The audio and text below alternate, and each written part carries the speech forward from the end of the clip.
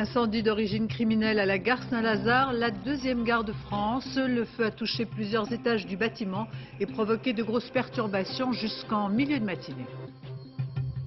La fin du sommet de Barcelone avec l'image d'une cohabitation parfaitement huilée. Jacques Chirac et Lionel Jospin en tandem. La France a obtenu un certain compromis sur la libéralisation de l'énergie. La campagne présidentielle avec le marathon de Robert Rue qui est aujourd'hui à Chambéry, Strasbourg et Grenoble. L'énergie déployée par les candidats en meeting, Charles Pasqua ou encore Alain Madelin. Et nous retrouvons en direct dans ce journal, en direct de Grenoble, le président du Parti communiste, Robert Rue. Après la disparition de Gilbert Bécaud, la sortie mardi prochain de chansons inédites, le nouvel album, une sorte de testament musical réalisé par son fils. Madame, Monsieur, bonsoir. C'est sans doute un incendie volontaire qui a ravagé plusieurs étages de la gare Saint-Lazare la nuit dernière. Louis Gallois, le PDG de la SNCF, a décidé de porter plainte. Du côté du trafic ferroviaire maintenant, la circulation des trains a été interrompue pour reprendre progressivement dans la matinée. Un nouveau coup dur pour la SNCF. Martin Gouès, Patrice Hacher. L'immense salle des pas perdus de la gare Saint-Lazare totalement envahie par la fumée. Le combat a duré 4 heures pour les pompiers. C'est un peu avant minuit que l'incendie s'est déclaré. Très vite, il a fallu décréter la mobilisation générale, 150 hommes, plusieurs casernes mobilisées. C'est d'ici, des sous-sols de la gare, que tout est parti. Une pièce réservée à l'entreprise de nettoyage, une porte forcée, 2 départs de feu. Une enquête pour incendie volontaire est ouverte. La température est rapidement montée à 900 degrés. Le feu s'est répandu dans les étages et rien ne lui a résisté. De l'ordinateur de la salle de contrôle, il ne reste rien. La SNCF doit donc improviser. Nous allons à partir de lundi avoir à travailler pendant des périodes de pointe, puisque nous avons 400 000 voyageurs qui passent tous les jours dans la gare Saint-Lazare, avec des méthodes qui sont des méthodes qui avaient été abandonnées à la SNCF depuis de longues années. De gare en gare, on se téléphone alors pour signaler le passage des trains. Côté passagers, on tente de prendre l'événement calmement. J'ai appelé tout à l'heure la SNCF, il me dit oh non, il faut prendre le RER, ça ne sera pas rétabli. Non, ça va circuler normalement. Alors... Ils m'ont dit que ce sera affiché, et là je regarde, apparemment il est affiché. C'est pas un jour de grève, c'est un incident important d'après ce que je vois et les choses arrivent et il faut les accepter, on ne peut pas faire autrement. Le trafic régional d'Île-de-France est ce soir quasi normal, 9 trains sur 10 circulent. Pour les grandes lignes, il n'y a plus de problème, mais la journée difficile pour la deuxième gare de France, ce sera lundi avec la reprise du trafic banlieue. Et à disposition des passagers 2 numéros d'appel pour le trafic en Île-de-France, le 0800 15 24 24 et pour les grandes lignes, le 08 91 70 5000. Dans les Ardennes, ce sont quelques 500 obus datant de la Première Guerre mondiale qui sont en cours de déminage, une opération d'envergure qui durera jusqu'à demain soir. Un périmètre de sécurité a été installé sur le site de Beugny-sur-Meuse. Christelle Bertrand. Découvert en septembre, déménagé 6 mois plus tard. 600 obus chimiques allemands de la Première Guerre mondiale sont manipulés avec précaution depuis le début de la journée. Le mode d'extraction, vous avez donc sur le site 2 démineurs en tenue sous masque, avec masque à gaz, qui interviennent et qui chargent les obus dans les petites caisses marron en bois qui sont là, dans la caisse grise, avec donc un chargement à, je dirais, 30 obus par caisse grise. 120 munitions sont déjà rangées dans les caisses. Le secteur est bouclé sur 1 km à la ronde. Les accès sont bloqués par un important dispositif policier déployé sur les routes et dans les airs. Les 9 tonnes d'obus vont être dès lundi acheminées en Moselle dans un dépôt de munitions désaffecté. À Ressincourt, les habitants redoutent l'arrivée d'obus contenant du phosgène, un gaz hautement toxique. Je pense que les bâtiments sont prévus initialement pour stocker des munitions traditionnelles. Là, on parle de produits chimiques. On déplace le problème du site dangereux de Wappy sur Ressincourt. Les opérations délicates de déminage vont durer tout le week-end. Les obus de la Première Guerre mondiale seront finalement détruits dans les prochaines semaines. De nouveaux ennuis pour Concorde. Un incident de réacteur a interrompu in extremis le décollage d'un appareil de British Airways. D'après nos informations, c'est un dysfonctionnement électronique qui aurait affecté l'un des moteurs. Au départ, un problème sans grande gravité, mais qui a obligé le pilote à immobiliser l'appareil. À bord se trouvaient quelques personnalités qui allaient assister à New York au mariage de Liza Minnelli. À Évreux, la solidarité de la population continue de s'exprimer après les obsèques hier de ce père de famille battu à mort, avec l'envoi spontané de lettres de soutien qui sont collectées à la mairie. Par ailleurs, rassemblement de quelques 150 personnes pour protester contre cette violence absurde. Paul de Genève, Frédéric Bon. Il connaissait à peine Patrice. Aujourd'hui, il lui rend hommage. Comme des dizaines d'autres, des fleurs sur les lieux mêmes du drame. Depuis quelques jours, les témoignages de sympathie s'amoncellent sur les trottoirs de la gare routière d'Évreux. Mais aussi sur le bureau du maire, dans cette chemise, des centaines de signatures de lycéens reçues hier soir. Et toujours les mêmes mots, solidarité, colère, insécurité. Ils disent il faut faire quelque chose, on est avec vous, rassemblez-nous. Des centaines de lettres et des chèques aussi. La mairie a ouvert un compte bancaire. Dans un mois, l'argent sera remis à la famille Bègue. Et les initiatives se multiplient. Ils étaient près de 150 cet après-midi dans les rues d'Évreux. Parmi eux, des élus locaux de gauche et de droite. Spontanément, ils ont répondu à l'appel de ce professeur de philosophie. Ce qui s'est passé à Évreux l'autre vendredi laisse sans voix. Et on ne peut pas rester sans voix. On ne peut pas rester atterré par quelque chose qui dépasse tout ce qu'on avait vu jusqu'à présent dans le domaine de la violence. D'autres initiatives encore. Mardi, pour ne pas laisser le terrain à la violence, toutes les associations de parents d'élèves de la ville appellent à une marche silencieuse. Du côté de l'enquête maintenant, l'un des jeunes présentés au juge d'instruction a été mis en examen et écroué. Il s'agit d'un jeune majeur. Au total, 2 personnes donc sont incarcérées. En revanche, les 5 autres jeunes placés en garde à vue ont été remis en liberté hier, mais ils pourraient être réentendus par le juge. Au-delà de cette violence au quotidien que nous évoquons régulièrement dans les journaux, ont été mises en place pour les jeunes en difficulté des hébergements autonomes, une expérience qui dure 3 ans et qui semble faire ses preuves, comme le montre ce reportage de Sébastien Leguet et Marine Masson. Les invités ne vont pas tarder à arriver. Tous les lundis, vers midi, ces éducateurs de la protection judiciaire de la jeunesse les convient à leur table. Pour que les langues se délient, il faut savoir recevoir. Il faut avec les gamins des rituels d'alliance comme ça. Il faut qu'ils s'habituent aux adultes, il faut qu'ils aient confiance en eux, il faut qu'ils puissent se lâcher ensuite. Ils sont une vingtaine, âgés de 17 à 21 ans. Le juge des enfants ne les a pas placés dans un foyer, mais dans ce service où l'autonomie est une règle. Diane, Samir et les autres habitent seuls, dans une chambre à Paris ou en région parisienne. Ils doivent venir au centre au moins 1 fois par semaine pour voir leurs 3 éducateurs. Ça nous aide tout ça. C'est-à-dire on s'exprime et tout, quand on a un problème on vient les voir, on en parle et tout, on essaie de trouver une solution. Or que dans un foyer, c'est autre chose quoi, ça n'a rien à voir. De foyer en foyer, depuis l'enfance, leur parcours est le même, jusqu'au rejet de la vie en collectivité. Ici, ce sont eux qui se déplacent, et comme disent les éducateurs, qui se laissent apprivoiser. En discutant avec les éducateurs, tout ça, ça aide un petit peu, tu vois. Maintenant, par exemple, hier, tu vois, il y a des dialogues qui sont ouverts avec les policiers, tu vois. Ça, je crois que c'est la première fois que j'arrive à discuter avec un policier en tenue, tu vois ce que je veux dire. Voilà. Ce qu'on fait avec toi, comme avec certains autres, c'est que tu arrives à trouver tes mots, que tu les ordonnes et que tu ne dises plus de façon agressive ou désordonnée ce que tu as envie de dire. Dans le bureau de la directrice, c'est le rituel de l'argent.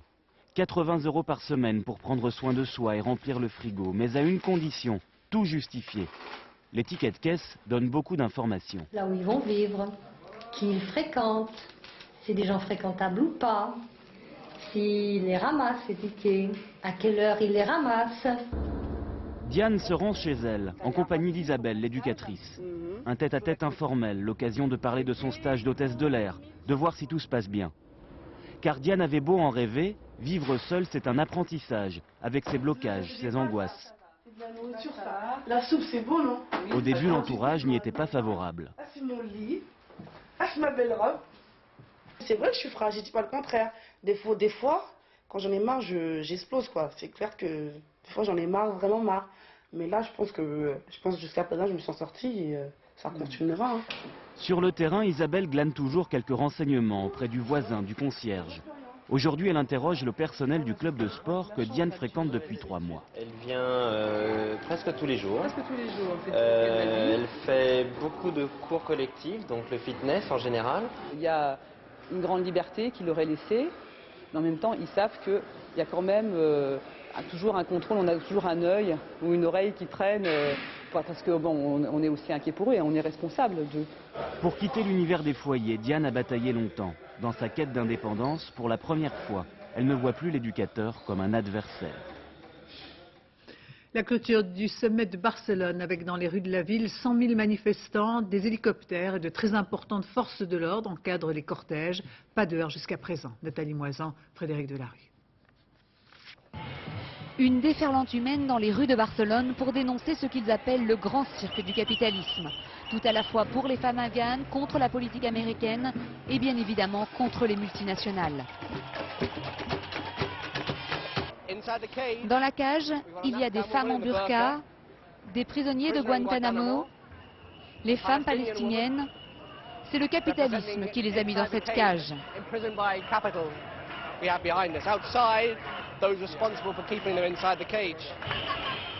Dans ce carnaval festif, la provocation n'est jamais bien loin. Cela dénonce également l'emprisonnement des talibans à Guantanamo. Nombre de Français sont présents, du moins ceux qui ont pu passer la frontière. On est pour une mondialisation plus juste un petit peu, quoi. Et après, bon, voilà, quoi. On est là aussi pour être entre copains et passer une bonne journée. Écologistes, féministes, tiers-mondistes, pacifistes, le mouvement anti-mondialisation est toujours aussi divers. Et à Barcelone ce soir, il montre qu'il n'a pas perdu de sa vigueur. Et en France, pour tenter d'endiguer l'arrivée de manifestants anti-mondialisation, la préfecture des Pyrénées-Orientales a interdit ce matin la circulation des autocars sur l'autoroute A9, une façon d'éviter une concentration de militants au poste frontalier du Pertus. Cet après-midi, ils étaient un millier de manifestants à Perpignan avant de repartir vers la frontière espagnole. La fin du sommet de Barcelone avec un accord définitif sur la libéralisation de l'énergie aux professionnels en 2004. La France, toujours très réticente, a obtenu des 15 un certain compromis que nous détaillent sur place nos envoyés spéciaux Christian Marimonneau et Jean Cordieu. Pour Jacques Chirac et Lionel Jospin, c'était le dernier sommet européen ensemble. Moins crispé que la veille, les échanges ont été plus courtois. Après une rude bataille, la France a obtenu satisfaction sur un dossier clé, la libéralisation du marché de l'électricité et du gaz. Elle a obtenu un sursis d'1 an, autorisant les entreprises à choisir dès 2004 les fournisseurs autres qu'EDF ou Gaz de France. Important, le service public sera sauvegardé par une directive européenne. Déception pour la Commission européenne, car il n'y a pas de date pour permettre aux ménages français d'accéder à des fournisseurs privés. Le prochain sommet européen se déroulera à Séville le 16 juin prochain. Une certitude, les élections présidentielles et législatives françaises seront terminées. On retiendra également de ce deuxième et dernier jour du sommet cette image parfaitement huilée de la cohabitation. Jacques Chirac et Lionel Jospin, lors de la conférence de presse, ont parlé d'une seule voix, parlant presque l'un pour l'autre. Nous les écoutons. La délégation française a été pleinement mobilisée pour défendre les positions et les intérêts de la France. Et la délégation française a parlé d'une seule voix et s'est exprimée, croyez-le bien, avec toute l'autorité et la dignité qui convient à la représentation d'un grand pays comme le nôtre. Allez, juste une seconde, parce que ou alors je considérais que vous avez aussi parlé pour moi, Monsieur le Président.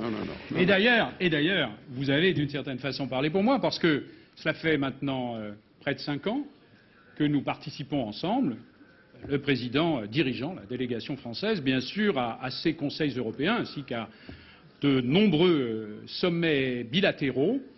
Et au moment où sans doute cela s'achève, après tout, on ne sait jamais, au moment où sans doute, très certainement, cela s'achève, je voudrais dire que nous pouvons considérer que nous terminons sur un bon sommet, donc sur une note positive. Et ce nouveau sondage qui calcule la cote de popularité de Jacques Chirac et de Lionel Jospin, tous deux accusent une sérieuse baisse. Le président sortant perd 7 points par rapport au mois dernier. Le Premier ministre en perd 6, d'après donc le baromètre IFOP pour le journal du dimanche. Les deux hommes se retrouvent donc avec un indice de popularité de 43%. Aux États-Unis, la Saint-Patrick, traditionnellement célébrée dans tout le pays, avait une couleur particulière 6 mois après les attentats du 11 septembre. La parade qui se déroule à New York aujourd'hui est dédiée aux victimes et à leurs familles. Pascal Golomer, Tristan Lebras. Ce ne pouvait être une parade comme les autres. Alors les pompiers de New York ont demandé à 343 jeunes recrues d'être là ce matin, exceptionnellement. Chacun porte un drapeau américain en mémoire de leurs 343 camarades disparus le 11 septembre dernier dans l'attentat des tours du World Trade Center. Cette année, c'est une parade très différente parce que tous ceux qui sont morts dans les tours, ils devraient être avec nous et on devrait faire la fête ensemble. Cette année, il n'y a pas grand-chose à célébrer, on fait ça pour eux. La 241e parade de la Saint-Patrick est donc dédiée à tous les sauveteurs, victimes des attentats. Mais toujours dans le respect de la tradition. Car c'est aussi pour célébrer les couleurs irlandaises que des dizaines de milliers de New-Yorkais viennent chaque année sur la 5e avenue regarder le défilé. Le jour de la Saint-Patrick, tout le monde est irlandais. On fait tous la fête ensemble. Et à l'applaudimètre, ce n'est pas un Irlandais qui l'emporte, mais l'ancien maire de New York, Rudy Giuliani. Avant que n'arrivent les pompiers, les plus attendus, les plus respectés aussi. Quelques sourires, quelques embrassades, mais les regards sont souvent ailleurs. Et lorsque tout le défilé s'arrête pour marquer une minute de silence, tous se tournent vers le sud. Au loin se dressaient les tours du World Trade Center il y a encore 6 mois. Et puis ils sont repartis. La parade doit continuer. Au plan médical, le cri d'alarme de l'ONU, terrifié par la progression du sida en Afrique du Sud. Le sida serait en train d'anéantir cette partie du globe. Reste que le comité scientifique qui entoure le président sud-africain ne fait rien pour arranger les choses. En effet, la trithérapie, qui a pourtant fait toutes ses preuves, est considérée comme suspecte par le président Mbeki. Du coup, ces médicaments sont écartés de la majorité des traitements. Reportage de nos envoyés spéciaux, Éric Meunier, Bruno Giraudon. À l'hôpital général de Johannesburg, l'un des plus grands du pays, il est un lieu qui ne désemplit pas, la pharmacie. Ici, des centaines de malades, parmi les plus modestes, attendent jusqu'à 48 heures parfois les médicaments prescrits par leur médecin. Dans un pays qui compte 4 800 000 séropositifs, 11% de la population, beaucoup espéreraient se procurer ici des antirétroviraux, seul médicament efficace contre le sida. Mais d'antirétroviraux dans les hôpitaux publics sud-africains, il n'y a presque pas. Quelques boîtes tout au plus pour traiter le personnel médical en cas d'exposition accidentelle au virus. Une situation d'autant plus scandaleuse qu'elle ne s'explique pas par le manque d'argent. L'Afrique du Sud est le seul pays au sud du Sahara à être assez riche pour traiter ses malades. Mais cet homme ne le veut pas. Cet homme, c'est Thabo Mbeki, le président sud-africain. Thabo Mbeki ne fait que reprendre à son compte les thèses fantaisistes de dissidents de la communauté scientifique. Des dissidents comme le professeur Shlongo, devenu son conseiller, un homme qui conteste le lien entre sida et virus HIV et n'hésite pas à nier l'efficacité des trithérapies. Cette trithérapie est une perte de temps et d'argent. Et si vous revenez m'interroger dans 5 ans, je ne suis pas un prophète, mais je suis prêt à parier que tout le monde aura abandonné tout ça en réalisant que c'était une perte d'argent. Sauf pour l'industrie pharmaceutique qui s'enrichit avec ça. Une industrie pharmaceutique qui avait dû céder devant la détermination des associations anti-sida il y a quelques mois et accepter la diffusion de médicaments génériques à moindre coût. Pour ces mêmes associations, aujourd'hui, un autre ennemi, l'obscurantisme du gouvernement sud-africain. Et si le gouvernement ne répond pas volontairement au problème du VIH et de manière appropriée, alors on se tournera vers les tribunaux pour les contraindre à le faire. En attendant, dans les hôpitaux publics, les médecins sud-africains en sont réduits à traiter les malades par antibiotiques. Dans ce service de l'hôpital général, 70% des patients admis sont porteurs du virus. En Afrique du Sud, le sida tue 600 personnes chaque jour. À Lyon, les funérailles de Monseigneur Billet, archevêque cardinal de Lyon et primat des Gaules. Il est décédé en début de semaine, il avait 64 ans. Des centaines de personnes et autant de prêtres et de religieux ont assisté à la messe. Le cardinal Lustiger a salué la perception qu'avait Monseigneur Billet de l'Évangile comme flamme absolue envoyée dans le monde. C'est lundi qu'on connaîtra la décision de l'Éducation nationale de reporter ou non l'épreuve du CAPES d'histoire géo, perturbée à Paris par l'arrivée tardive des étudiants en raison d'une panne de train. Aujourd'hui, l'annulation possible est soutenue par certains, décriée par d'autres. Sébastien Leguet, Vincent Bouffartigue. Non, non à l'annulation! Pas question de repasser l'épreuve. C'est à Aix-en-Provence qu'ils préparent leur CAPES, pas à Paris. C'est vrai qu'il y a eu des problèmes à Paris, nous n'y pouvons rien. Et nous ne voulons pas payer pour ça, c'est un stress énorme. Tout le monde s'est préparé, ça fait 6 mois qu'on est à bloc. Nous ne sommes pas concernés par cette fraude. C'était à Rungis, jeudi dernier. À cause d'une panne de RER, 80 étudiants arrivent en retard à l'épreuve de géographie du CAPES. Comme les portes de la salle sont fermées, ils s'énervent. À l'intérieur, on décrète l'annulation de l'épreuve avant de démentir quelques minutes plus tard dans la plus grande confusion. Hier à Paris, la plupart des 1200 étudiants concernés manifestaient pour demander l'annulation de l'épreuve pour toute la France. Égalité des chances oblige. Dans l'espoir d'être écoutées, Delphine, Virginie et Marianne, étudiantes à Créteil, se sont replongées dans leur révision de géographie. Jeudi, le sujet leur plaisait, mais dans l'agitation, elles n'ont pas pu composer sereinement. À partir du moment où l'annulation a été décrétée, 5 minutes après, tous les téléphones sonnaient.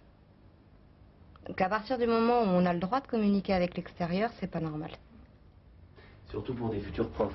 Oui, effectivement. Surtout Pour calmer la colère des camarades de province, les pro-annulations ont préparé leur message. La démographie, on veut juste leur dire, on vous comprend, mais regardez, vous êtes exactement dans la même situation que nous. S'ils ne l'ont pas, ce CAPES, quelque part, la place leur a peut-être été prise par quelqu'un qui a triché.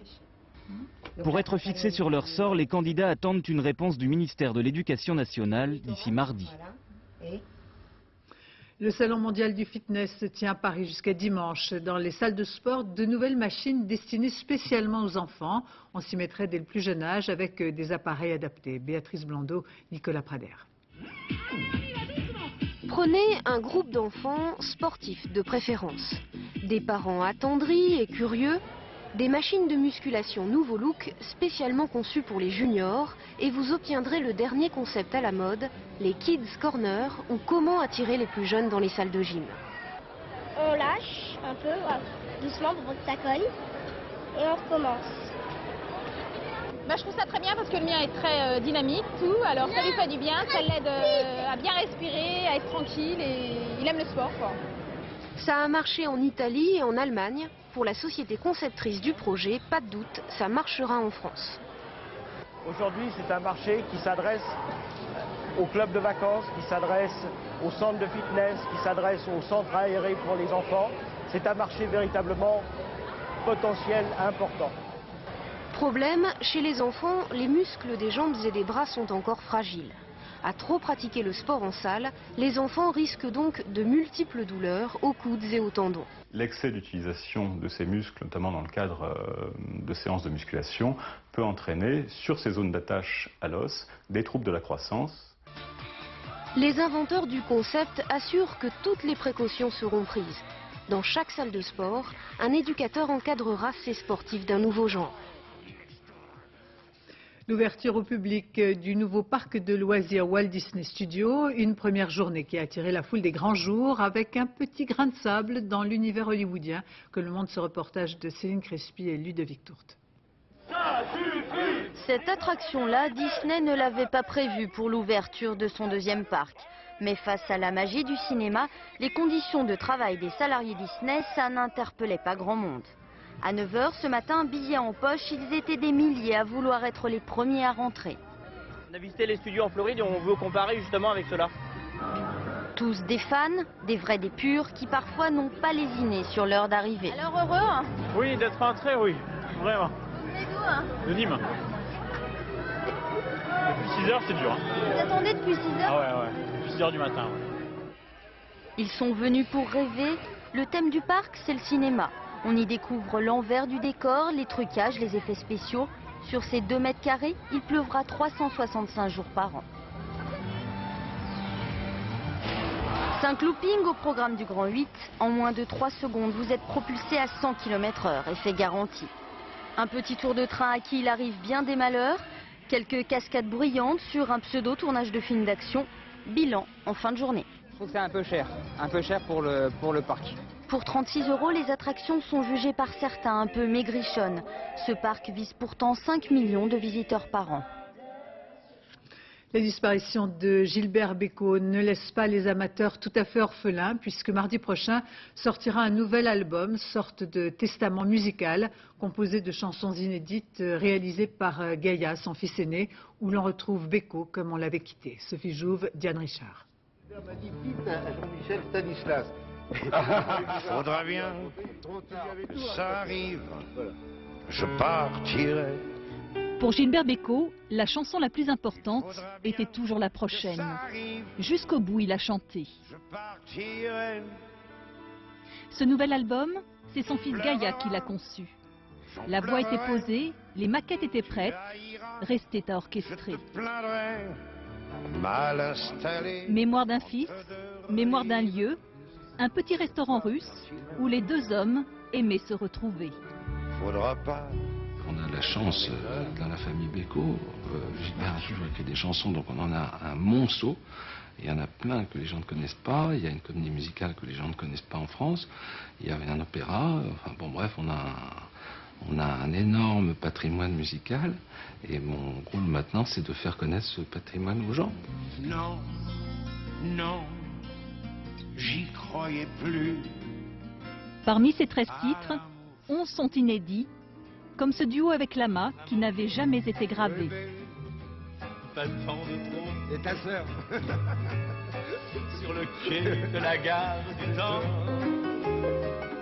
C'est une chanson, c'est vrai qu'on s'était tellement amusé à écrire parce qu'on était bien sûr autour d'un piano, il était avec son piano, on cherchait, il y avait plusieurs idées qui nous étaient venues, et puis il y avait nos deux, ce qui était très drôle, c'est qu'il y avait nos deux femmes, nos deux légitimes, qui étaient à nos pieds, et qui se marraient et qui nous écoutaient faire nos conneries et on buvait beaucoup de champagne. Je te fais écouter, alors dans le disque... Autre nouveauté, Annie Cordy prête sa voix à Madame Rosa, la comédie musicale que Bécaud a montée à Broadway et qu'aujourd'hui son fils rêve de présenter en France. Et moi je vous dis j'ai de la chance parce que dans le deuil, quand on perd son père, ça arrive à tout le monde. Hein. Moi je peux continuer mon père un petit peu. Prisonnière, prisonnière. Avec Bécaud, dans la vie comme sur scène, il y aura encore des bis, des rappels, des surprises. Passons à présent à une large page politique. La campagne présidentielle d'abord de Charles Pasqua, qui sans trop faire de bruit, cherche à faire entendre sa voix. Charles Pasqua qui risque de ne pas obtenir le parrainage des maires pour être candidat officiel. Laurent Hakim, Jean-Yves Plan. Ce matin-là, l'avion est en retard d'un bon quart d'heure à Nancy, mais ce n'est pas si grave parce que la campagne de Charles Pasqua est un peu en mode diesel, à un rythme de sénateur. D'ailleurs, fini les avions privés des campagnes d'antan, on roule à l'économie. Les temps ont changé, il faut bien dire les choses comme elles sont. Même le président de la République et même le Premier ministre prennent les avions de ligne maintenant. Son chauffeur, lui, s'est levé à l'heure du laitier pour amener la voiture de Paris. Ce soir, le candidat Pasqua rentrera dans la capitale au prix du péage. Nulle envie d'engager des frais qui ne seront pas remboursés. On n'en est pas encore à espérer 5% des voix. Il faut auparavant les 500 signatures. Et là, pas question de compter sur le vieil ami centriste André Rossineau. L'amitié ne se parraine pas, elle se vit quotidiennement. Le maire de Nancy est bien trop chiracien pour ça. Je trouve que c'est bien qu'il parraine Jacques Chirac. Jacques Chirac a besoin de signatures. Tout le monde a besoin de signatures. La question qui se pose est relativement simple. Aura-t-il ces 500 signatures? Et vous, monsieur Pasqua? Par là, Et vous? c'est pareil pour moi. Les oreilles, j'ouvre les oreilles du poing. Ah, ça vous intéresse, ça? En attendant de recevoir ces signatures, c'est le candidat qui les donne. Sur la page de garde de son dernier pamphlet, une dédicace contre la décadence. Charles Pasqua fustige la toute-puissante Europe de Bruxelles, le pacte de stabilité qu'il faudra renégocier, l'irresponsabilité des gouvernants qui négligent la révolution technologique et les enjeux énergétiques. Et c'est comme cela qu'il justifie sa candidature. Mon sentiment, je vous le livre. Et c'est aussi pour ça que je suis candidat, pour leur dire leurs 4 vérités. Je crois qu'en réalité, ils ne s'occupent que d'eux-mêmes. Et c'est la raison pour laquelle moi j'ai décidé d'y aller et de leur dire ce que je pense. 4 vérités, 500 signatures, 3% d'intention de vote. Charles Pasqua s'en défend, mais sa campagne est bel et bien devenue un exercice comptable. Quant à Alain Madelin, en meeting cet après-midi à Paris, devant une centaine de jeunes sympathisants, il a commenté l'accord de Barcelone. Nous l'écoutons. La conception des services publics à la française, c'est une conception bien française qui ne s'exporte pas du tout à l'étranger. En revanche, nous avons intérêt à importer la concurrence. Et ce qui me frappe dans cette histoire, puisque c'est un test politique, c'est que tous les candidats à l'élection présidentielle, sauf un, tous les candidats à l'élection présidentielle proposent de ne surtout pas bouger, de ne surtout rien changer. Merci Monsieur Chirac, merci Monsieur Jospin, le test est concluant. Le président du Parti communiste court pas moins de 3 meetings aujourd'hui, Strasbourg, Chambéry et Grenoble, rien que ça. Robert Hue, qui sera notre invité dans un instant, un marathon de campagne pour un candidat pris en tenaille par l'extrême gauche, par Olivier Besancenot et par Arlette Laguillet. Les votes protestataires échapperaient-ils aux candidats communistes? Reportage Alban Mikosi, Édouard Perrin. Audincourt, en Franche-Comté. Nous sommes au cœur d'une des plus grandes zones industrielles de France, celle qui s'enroule autour du vaste domaine des usines Peugeot. En fait, toute la région vit de l'automobile. Ici, comme à chacun de ses déplacements, Robert Hue commence par rencontrer des salariés des entreprises locales pour comprendre leurs angoisses. Ce sont par exemple les sous-traitants de Peugeot qui craignent pour leur avenir. Aujourd'hui, on n'a aucun avenir devant nous, on n'a aucune activité en vue et on se pose énormément de questions. Qui dit zone industrielle dit électorat ouvrier, celui que se disputent les communistes et l'extrême gauche. Justement, hier soir à Audincourt, Olivier Besancenot tenait une réunion publique. Pendant 40 minutes, le candidat de la Ligue communiste révolutionnaire fustige la gauche plurielle et la critique englobe Robert Hue.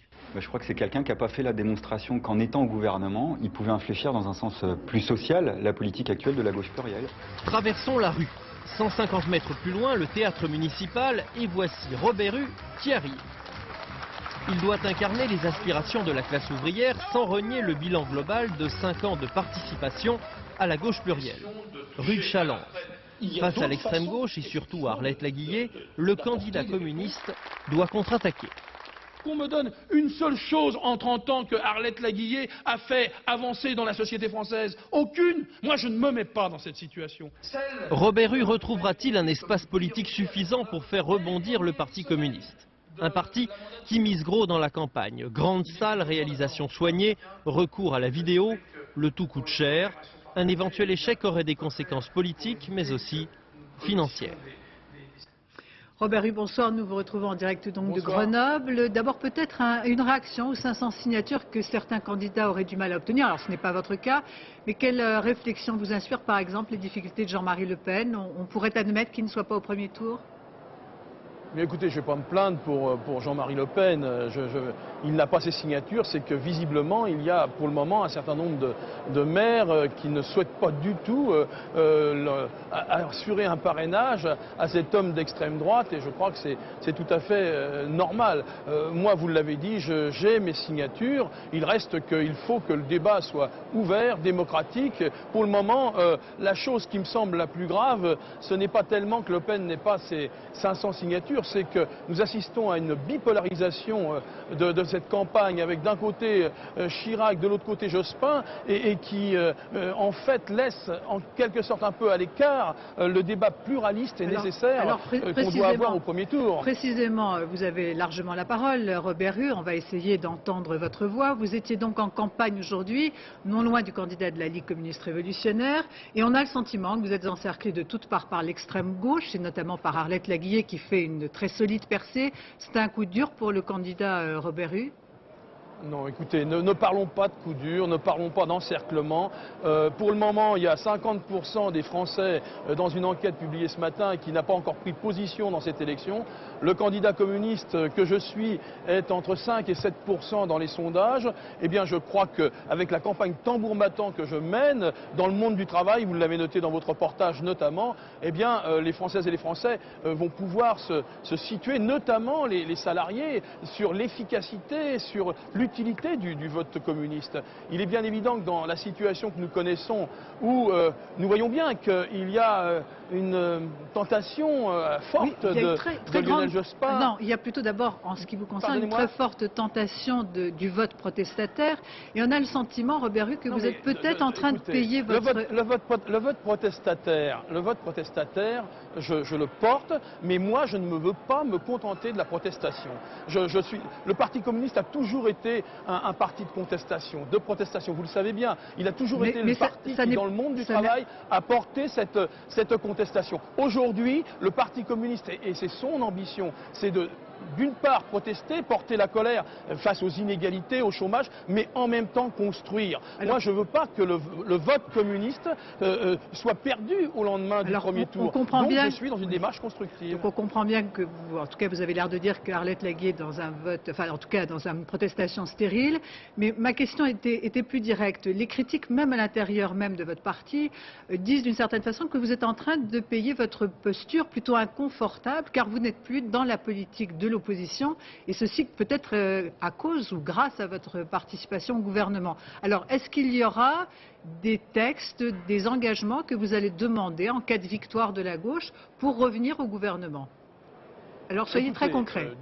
D'une part, la protestation, le mécontentement dont vous me parlez dans le Parti communiste, je ne l'entends pas. Je rencontre des milliers et milliers de communistes, vous savez, tous les jours, vous avez noté mon parcours, donc ne soyons pas dans les stéréotypes. La réalité, c'est que oui, nous avons décidé de participer au gouvernement. Je pense qu'il a été utile d'y participer, et j'ai même la faiblesse de penser que si les communistes n'avaient pas été dans ce gouvernement, il n'y aurait pas un certain nombre d'acquis importants liés à ce gouvernement, au programme de la gauche. Ça ne veut pas dire pour autant que je ne vois pas un certain nombre de critiques à porter à la politique gouvernementale. Je la porte, cette critique, aujourd'hui, en faisant des propositions sociales majeures dans cette campagne. Alors je vais essayer quand même de répéter ma question. Vous avez parlé du passé, moi je voudrais parler de l'avenir. Sur quel engagement vous ne seriez pas prêt à discuter et donc à refuser en cas de victoire de la gauche une participation au gouvernement?